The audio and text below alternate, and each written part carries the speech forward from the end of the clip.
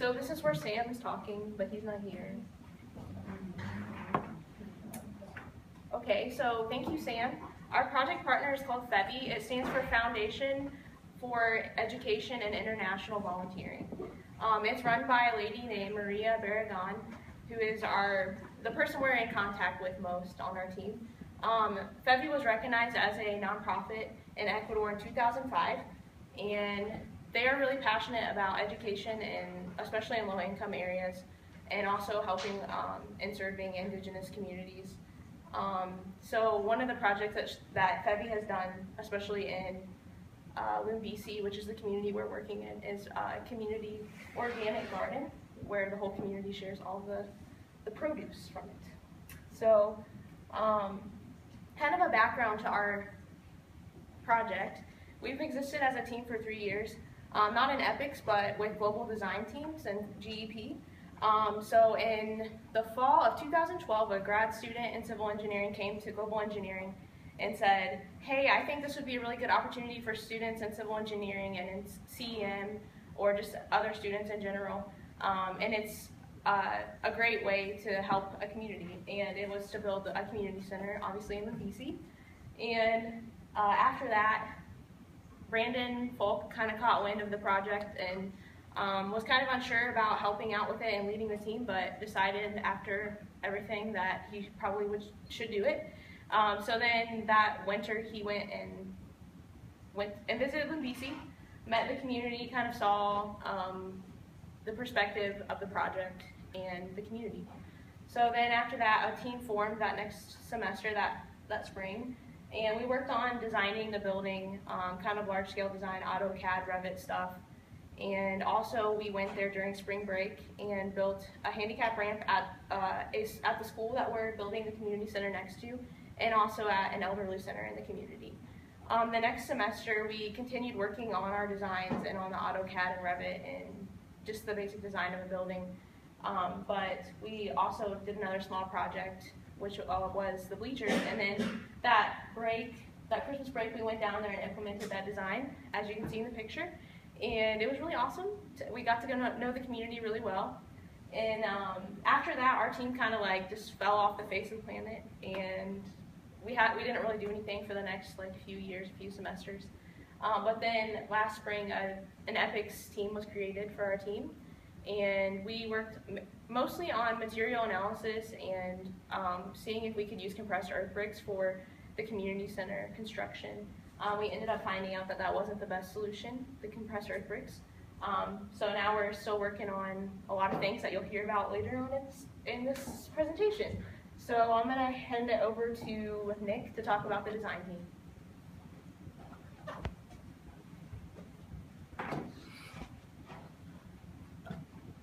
Hi, I'm Nick Mack. I'm the design lead, or the team lead for the design team. So I'll talk a bit about what the design team is doing, and then our plan for the semester, and then I'll hand it off to get into more details about what we've actually been done. So our main goals for the semester and kind of our deliverables for at the end in December, we want to have a complete set of blueprints and detailed designs as to how the building will be laid out and constructed. So this includes the skeleton of it, what our skin's going to be made of, whether it's wood and drywall, the dimensioning of it, the floor plans, and then where all the electrical wires, stuff like that. And along with this complete set, we want to have a document which explains how we got to that step, why we chose this material over that, why we chose this design over that. That way all of our decisions are backed up and can be shown that they're reasonable, I guess, or documented, I guess. So in order to meet those goals, we created our semester timeline, and it broke off into three simple categories.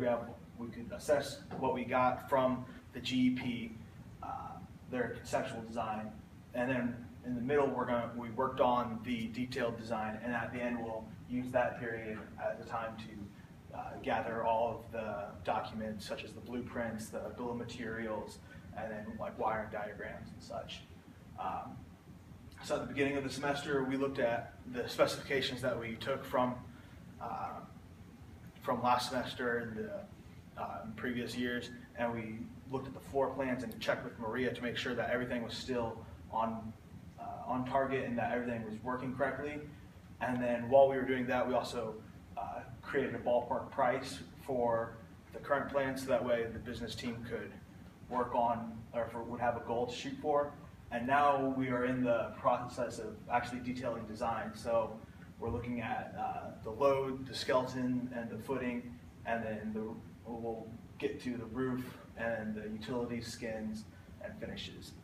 And at the end, we'll finish off our documents. So right now, I'm going to hand it over to Dan, and he will discuss more in detail what we did at the beginning of the semester.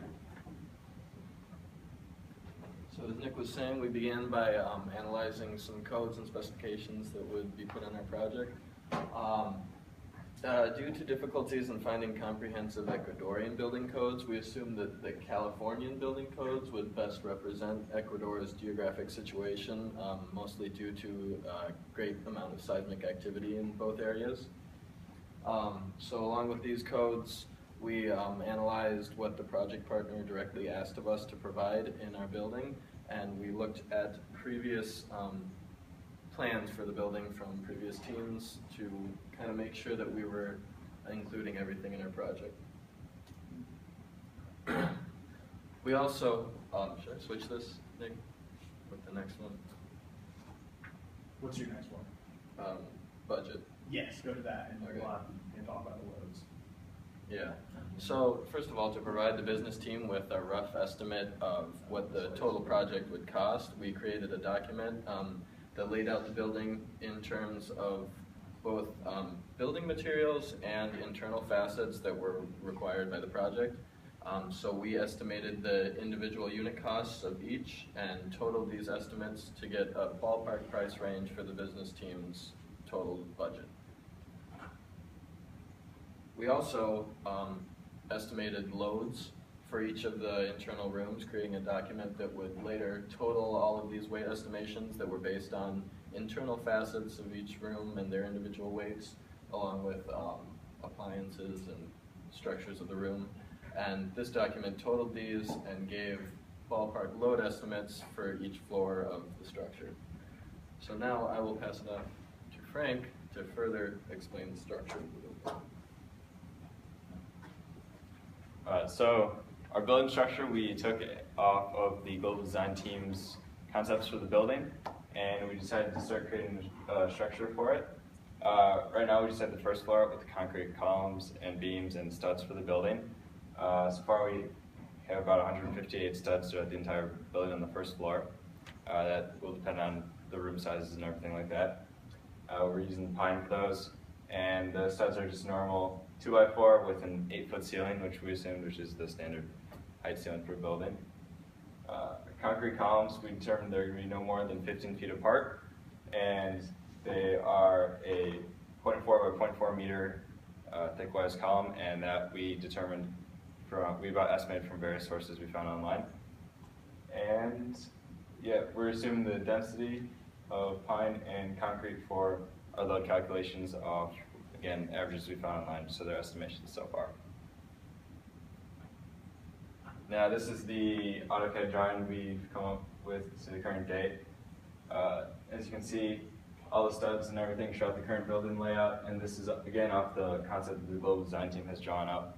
We may alternate it. Some things depend on the structure of the building, and if it is best to do that, depend on what the people of Lone DC want.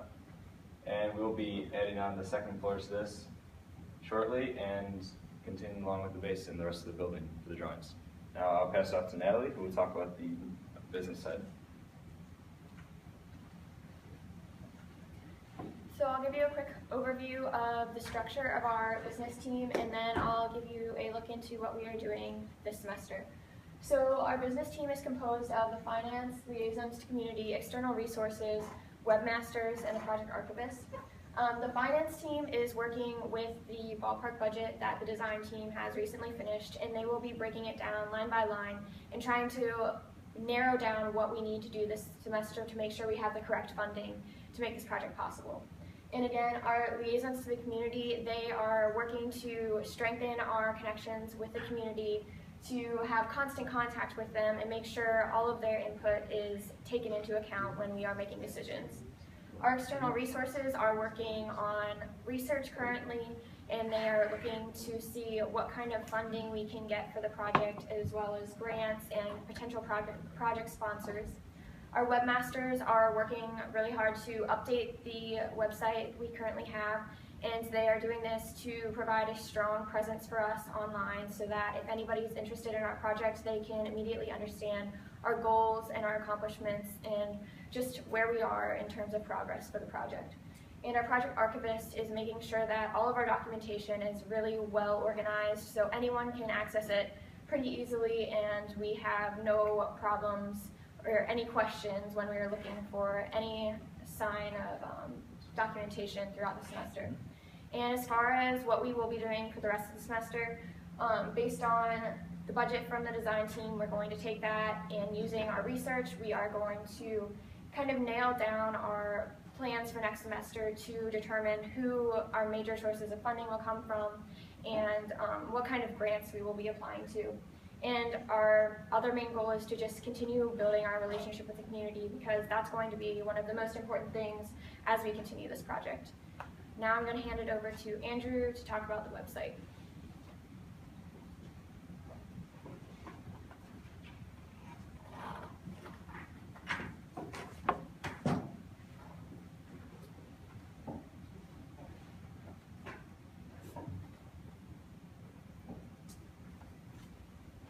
Okay, so this is what our website currently looks like.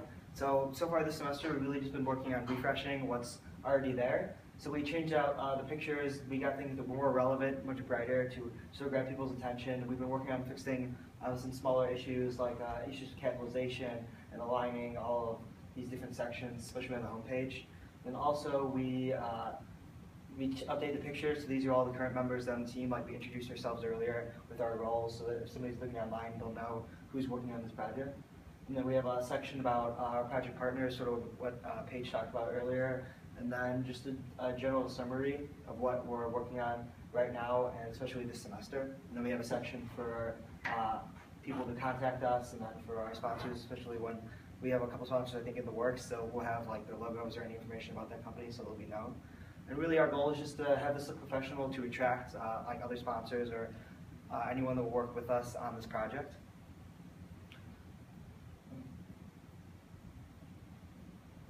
Yes, as I was saying earlier, like the work we've completed so far is mainly just refreshing what was already there. We reworked the various content sections, we updated a bunch of the pictures, we fixed a lot of smaller issues, like I said, spelling, alignment, things like that.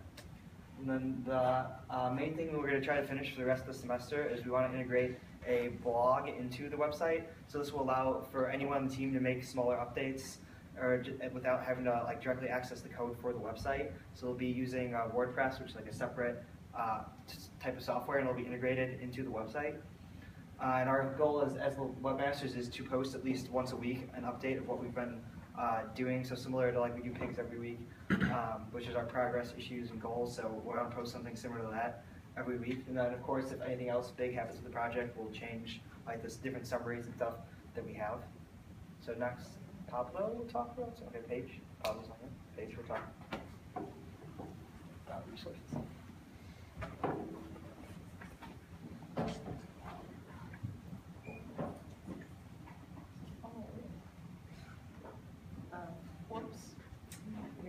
So, as I've stated earlier, we have a project partner named Maria, and we're contacting her at least once a week, giving her updates from the team and giving her or asking questions and finding more resources from her and working with her to reach out to more people, especially for funding opportunities. Some other people that we've contacted include study abroad students from University of Illinois. They have a program with USFQ, which is the university in Quito, where they get to study abroad there. So they also live in the community of Limbisi while they're there and work there at some times too. So they're a really good resource for us to have once we actually get to go there, and also to tell about our project to the people they're staying with in the community. At USFQ, we've talked to many professors and also one of the deans of engineering who's connected us with an Engineering Without Borders team. And they're doing another project in BC, but it'll be really nice to hear how their project goes and to also use some of the connections that they have in Ecuador for our project. And then we've also tried to reach out to community members in BC. It hasn't been very successful, sadly, but we've reached out to the president of the Cabildo, which is the community government in BC, and also the daycare principal that we're building the community center next to. So hopefully they'll be responsive, or we'll get to just talk to them more about the project whenever we go there.